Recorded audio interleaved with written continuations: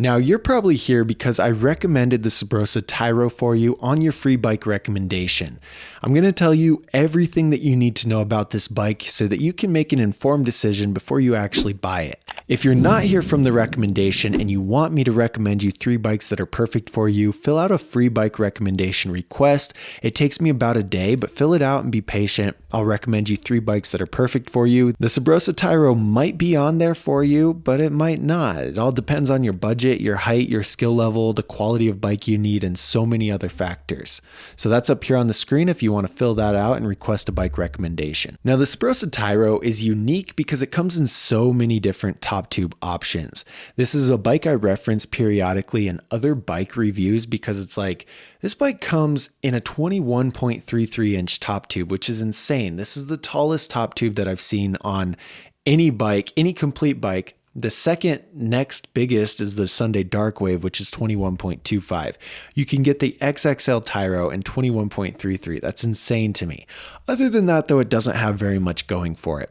It's fully high tensile steel. It's not a very high quality bike, and it's a little bit on the expensive side at $439. But I'm going to get really in depth on it. We'll talk about the sizes. We'll talk about the quality. We'll talk about the geometries of everything. And you can make the decision if this is the right bike for you or not. Now, some questions I get asked all the time about this bike are, how much does it weigh? Well, it's going to weigh 27.8 pounds. How much does it cost? It's going to cost you $439 as of right now. The links in the description are set to take you to the shop that has it for the most affordable price because sometimes it changes and I don't want you guys to get ripped off. But as of right now, at the time of this video, it's $439. A lot of people ask me if they can upgrade it. And yes, this bike's fully upgradable. Just be careful with the unsealed bearing. One time I took apart my bottom bracket and unsealed bearings went everywhere. It was awkward and I never found all the bearings, and I don't want that to happen to you. You can upgrade all the parts on this bike. Just be careful when you take apart the unsealed parts. The bearings don't go everywhere. Keep an eye on that, pay attention. Other than that though, yeah, you can upgrade it. Does it have brakes? Yeah, so it's going to come with a standard set of U-brakes. The brake mounting hardware is not removable, so you're not going to have a clean look if you do take the brakes off, but it comes with brakes. It doesn't come with a gyro, but you can put gyro tabs on it because there's holes drilled into the frame for the gyro tabs. So if you do want to run a gyro, it's possible. You'll just have to buy that gyro separately. So the options that it has, there's a lot of different options. I'm just going to read them. It comes in a 20.5 inch matte trans purple, a 20.75 matte trans teal, a 21 inch black, a 21 inch matte trans red, and a 21.33 matte raw. There's a ton of options there, and that's a lot. That is a lot of options. The hub is a fully sealed cassette with a 9-tooth driver, meaning the bike has 25/9 gearing system. So now we need to talk about the size of the bike and make sure that this is the right size for you. You just heard me read off all those options, so the chances that this is not the right size for you is pretty unlikely. But it still could be the wrong size. I don't know. We're going to figure it out right now. So it comes in 20.5, 20.75, 21, and 20.3. Those are the options. And like I mentioned earlier, each size is associated with a certain color. The 21, you can choose between 2 different colors, but other than that, the other sizes are all tied to just one color option. So you can't say I want matte raw in 21.33. Wait, no, you can because it comes in 21.33 in raw. You can't say I want matte trans red in 21.33 because it's only available in 21. You know what I mean? Okay, so for the 20.5 inch top tube, you can get this bike if you're 5'6" to 5'9". That's the height that you need to be to comfortably ride the 20.5 inch top tube. If you have BBB, you can get it if you're 5'3" to 5'6". You'll be comfortable on the 20.5 if you're 5'3" to 5'6" if you have big bike background. Now, for the 20.75 standard person, you can be 5'9" to 6 foot. Anywhere in between there, and the 20.75 is going to feel good for you. If you have a big bike background, 5'6" to 5'9". Anywhere in between there, the 20.75 is going to feel comfortable for you. For the 21, you can be over 6 foot. You need to be over 6 foot. Otherwise, the bike's going to feel too big for you. But if you're comfortable riding big bikes, you have a big bike background, you need to be over 5'9". Over 5'9", the 21 will feel comfortable for you. And then if you're on the taller end, even past that, you want to go with the 21.3. I'm 6'4". I should probably ride the 21.3. You're 6'8". You probably want to ride a mountain bike or something, but I mean, or the 21.33. You just need to be a taller dude for 21.33. It's pretty self-explanatory, but that's the size recommendations. Now, I want to stress, these are just recommendations. If you're 6'5" and you want to ride a 20.25 inch top tube, go for it. You're going to hate yourself, but go for it. All right. That's how it goes. These are just recommendations. If you want to get your own bike, you want to do your own thing, fine. But this is what the industry recommends your height to be to ride these top tube sizes. Okay, let's move on to the frame geometry. There are a lot of different geometries when we're talking about frames, and the crazy thing about Subrosa is they're all the same for the most part. From the cheapest bike to the most expensive bike, the geometries on the frame are pretty much the same. And that rhymed. That's crazy. So the 4 other geometries you need to worry about are the head tube angle, the chainstay length, the seat tube height, the standover height, and the bottom bracket height. Those are the 4 other angles aside from the top tube size that you need to worry about. Now, these angles don't have as a dramatic of an effect as the top tube length. The top tube length is one of the most important factors. These other angles just kind of affect how the bike controls, how the bike handles, and how it ultimately feels. So the Subrosa Tiro comes in a 75-degree head tube angle. 76 is really steep, and 74.5 is really mellow. So 75 is going to be right in the middle. It's pretty average. The standover height is 8.5 inches, which means the top of where the seat goes into the frame is 8.5 inches from the bottom bracket. Now, 9 is about standard. You can get them a lot taller, you can get them a lot smaller. So 9 is standard. This makes the 8.5 a little bit shorter than normal. This just gets your frame smaller, out of your way for tail whips, so it's not all up in your legs all the time. Just keeps it out of the way. Now, this can give you an issue with stability when you're pinching for bar spins or suicide no-handers. It's going to be an issue being 8.5, but it's half an inch. It's really not the end of the world. The chainstay length is a 13.2 inch chainstay length, meaning from the bottom bracket to where the wheel bolts on in the center of the chainstay is 13.2 inches. Now, if you slam your wheel, it's going to be shorter than 13.2, and if you pull your wheel out all the way to the back of the chainstay, it's going to be longer than 13.2. 13.2 is a pretty average chainstay length for most people, but for a really tall rider who's on a 21.33 inch bike and who's well over 6'2", this 13.2 inch chainstay might feel pretty small for someone who's pretty tall. And that's just something to keep in mind, something to pay attention to. It has an extremely long top tube option, but I don't think the chainstay length really matches that energy. So again, someone tall might loop out on this bike too easily. The bottom bracket height is 11.6 inches, meaning that it's, the bottom bracket's 11.6 inches off the ground. 11.5 is pretty mellow, while 11.7 is pretty responsive. So 11.6 is right there in the middle. It's not going to affect your style one way or another. Now, there are other parts with geometries, and again, it's going to be the same as the other frame geometries. These will have a slight impact on how your bike handles and how your bike feels, but they're not as important as the top tube length. They're just, they're going to have a slight impact, and that's really it. So the fork offset is 30 millimeters. This is on the more stable side, which is what I'd like to see with a longer bike. This has the 21 and the 21.3 inch option. Having a 30 millimeter forks just adds some extra stability to the taller riders so they're not looping out on this bike all crazy. 30 millimeter forks are good. 9-inch handlebars are technically average just compared to what everyone's riding nowadays. And this is again good to see. A taller rider might enjoy upgrading these to 9.5 or even 10-inch rise handlebars, but they come 9 inches on the bike. It has a 170 millimeter crank arm length, and again, on the taller bike, on the 21.3, I think this is a pretty short crank arm length. Personally, I would ride 175 or 180, and this bike has 170. Just keep in mind that these 170 millimeter cranks are going to affect the revolutions of your pedal. So if you have really long legs, it might feel like you're just doing this because the cranks come around so much easier. The diameter of the cranks the circle that the cranks make, the diameter is not as much. Whereas if you got longer crank arms, you'd have a bigger circle that you're making with your legs, and it might feel a little bit better. And this is all preference for the most part, but it comes with 170 millimeter cranks.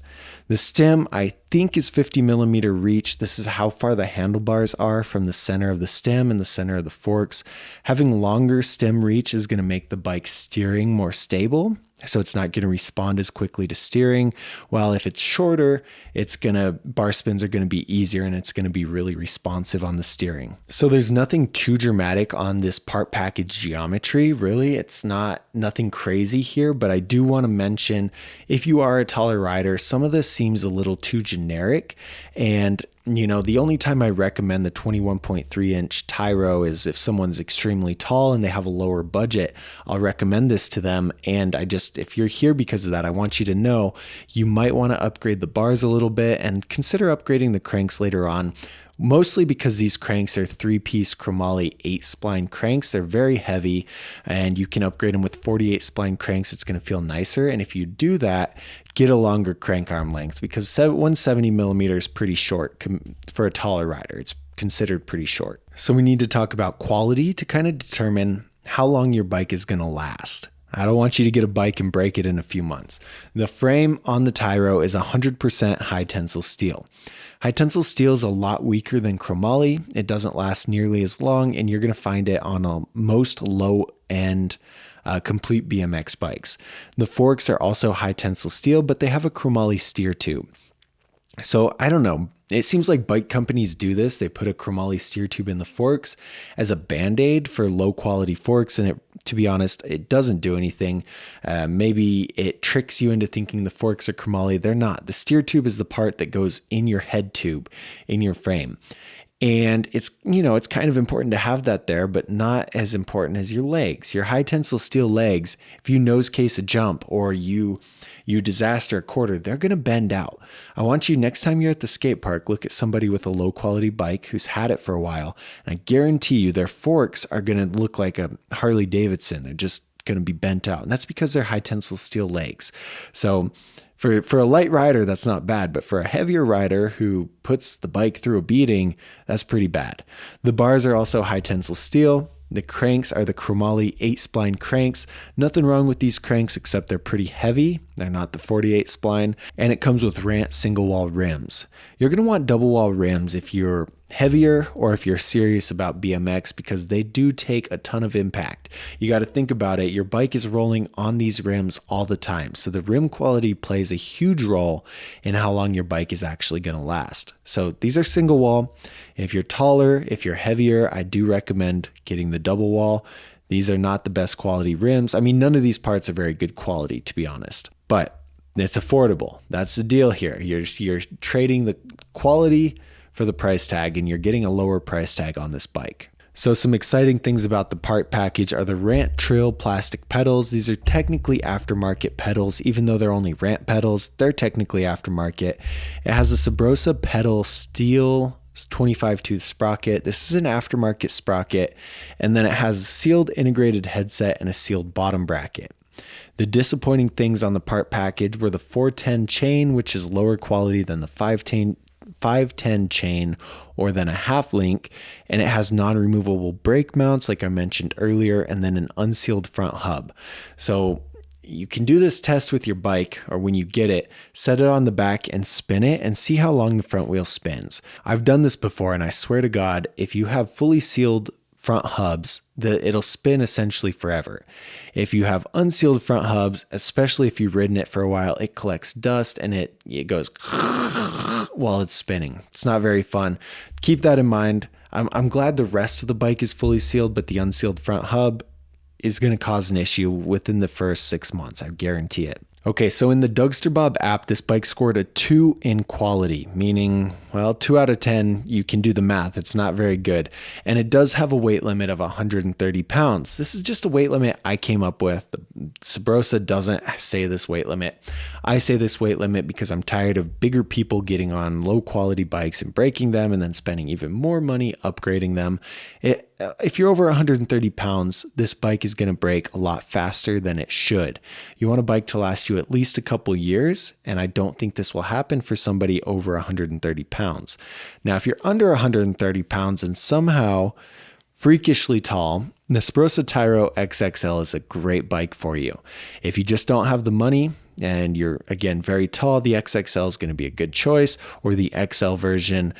Just plan on upgrading it. Just understand this is low quality, low price tag, and if you stick to the sport for a while, you will need to make some upgrades. Now, some bikes are better for street riding, some bikes are better for park, some are better for dirt. Let's see where the Tiro is on the discipline. Like what is it best for?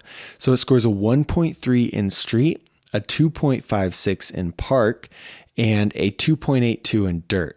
So just based on that, it's going to be best for dirt and park riding. You can make upgrades to make it better for street, just like the Altus. You can add pegs, you can add hub guards, you can add whatever you want to it and make it better for one type of discipline or another. But as the box, it's going to be best for park and for dirt.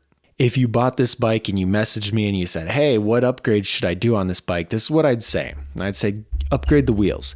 These are low quality single wall wheels and rims and unsealed front hub. Like just do the whole wheel set, upgrade the whole wheel set.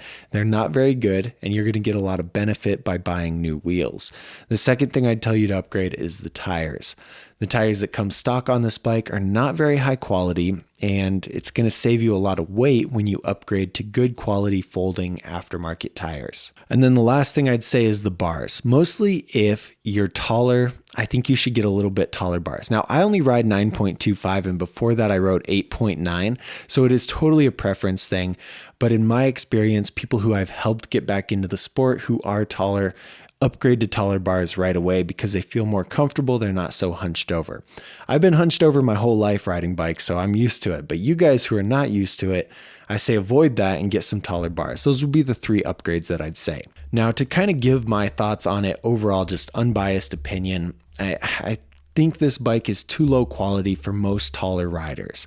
Now, if you're really strapped on the budget, you really can't afford a higher quality bike, you can make do with this. Like the size is one of the most important things since everything is upgradable later. I'd rather you get this bike that's the right size for, over $400 than get a higher quality bike for the same price that's going to be the wrong size. You're going to see a lot more progression by riding the correct size than you would by riding a higher quality bike in the wrong size. So I think it's a little bit low quality and a little bit overpriced, but for some people, this is the best bike you can get. And most of that is dependent on budget. Just know you can always upgrade this bike as you go. And if you're smaller, you can get into something else. Like if you're best for a 20.75 inch top tube, you can find a better quality bike for the same price. But for you super tall guys, this is probably the best you're going to get, especially in this price range. Now, I've got the link up here on the screen and in the description for the bike shop that has this bike for the best price. If you decide this is the right one for you and you want to buy it, but you don't want to get ripped off, click the link up here. It's going to take you to the best price place that I found this bike for sale at. If you're still unsure which bike to get and you want me to recommend one for you, click the link in the description and request a free bike recommendation. YouTube thinks that the video on the screen right here is a good choice for you. You can get some Dougsterbob merch if you want, and I want you to comment and let me know which bike I should review next.